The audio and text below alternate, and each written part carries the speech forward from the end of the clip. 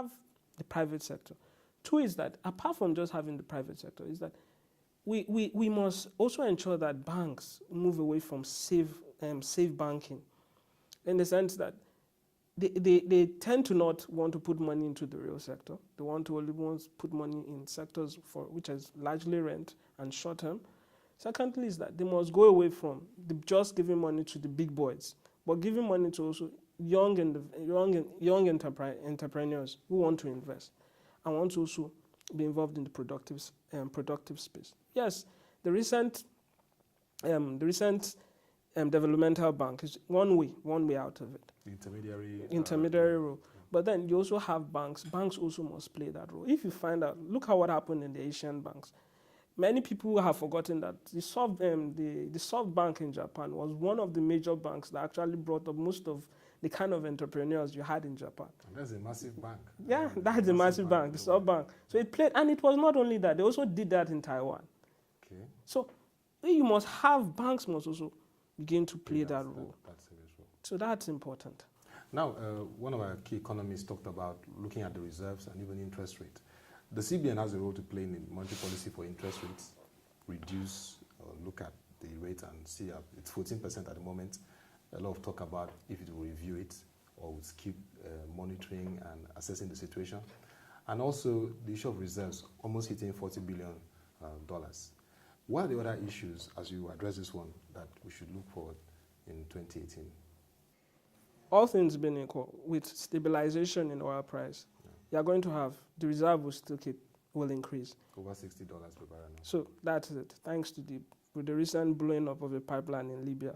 So we still have to negotiate. OPEC, but what it does is that it gives you more leeway, because you have more. The truth is that you have more money at your disposal. And secondly is that you also have growth now. But the fact is that it's not just about growth.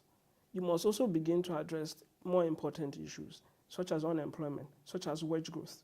And therefore the central bank itself must widen its mandate. You look at what happened in 2008. Even when they had growth, when Bernanke had achieved growth, and was close to the 2% inflation, they moved from just having growth, but they were trying to address issues like unemployment and wage growth. Now, what we've had over the last more than 1 year is that we've been fighting inflation. And what has been the ripple effect is that we've had monetary supply fall. When you have this kind of dynamic sterilizations, you have money supply fall, and you cannot, what it does is that it actually stifle out the real sector. Secondly, it's that because of that rule, your ability to ensure maximum economic prosperity is already endangered. Now, it also affects employment, because you cannot solve employment when you have high interest rates. Look at the differentials between the deposit rate and the maximum lending rate. You have 6% and 32%. Well, quite huge. So there's no how.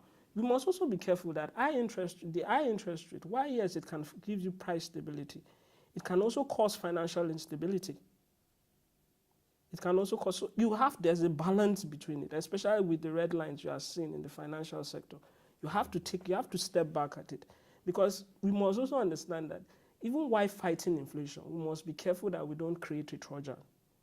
That is very key in it. So I feel, in my own opinion, that in 2018, with the high level of unemployment, the CBN has to look at its interest rate.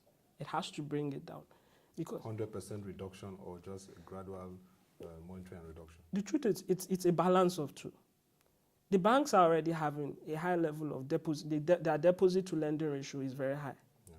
Now, with a CRR of 22.5%, even if you reduce interest rates, their shoot cannot be deep enough, because their CRR is high. So you cannot to have a complete accommodation, you must also reduce your CRR and also reduce your interest rates. Because even if you reduce your interest rates, the quantity of money available to lend is still very reduced. So you have to have both quantity and you also have to have interest rates, because most places in the world, when you have quantitative easing, You don't just throw money into the system. You throw money into the system at a rate that incentivizes people to take those money. So if you reduce the rates and there's still limited money supply by the banks, how much can they solve, especially in an economy whereby their financial deepening is just 25%? And then as we wrap up, fiscal policy is very important. What would be telling the fiscal policy players to take bold action on? Well, the fiscal policy, so if we look at the budget has been very clear about what it wants. Yes. And it states that it wants growth. It's spending on most capital infrastructure. This one is like consolidation. Consolidation on it. I think the truth is that we have to take into consideration two things. We must learn how to balance our debts properly, deficits. Two is that we must also ensure that we must address lags, implementation lags. Of this idea of overrolling capital expenditure has substantial impact. And we are seeing that in the construction sector. When you say you are spending about 2.4, 2.5 trillion, and at the same time you're having a construction sector which just grows marginally at about 0.4%. And it's not translating in the PMI, the index we see. So that is a real issue. So these are factors that you have to address. Having policy in our tiers and implementation lags have substantial effect on any economy. You must avoid that, especially at this particular point in time. Yes, particularly in a pre-election year. In a pre-election. Like that. Thank you very much, Dr. Babalola. We would have more of this conversation in New Year, and you know that it's a very, very defining year. Thank you. Thank you so much, Dr. Thank you Babalola. for having me.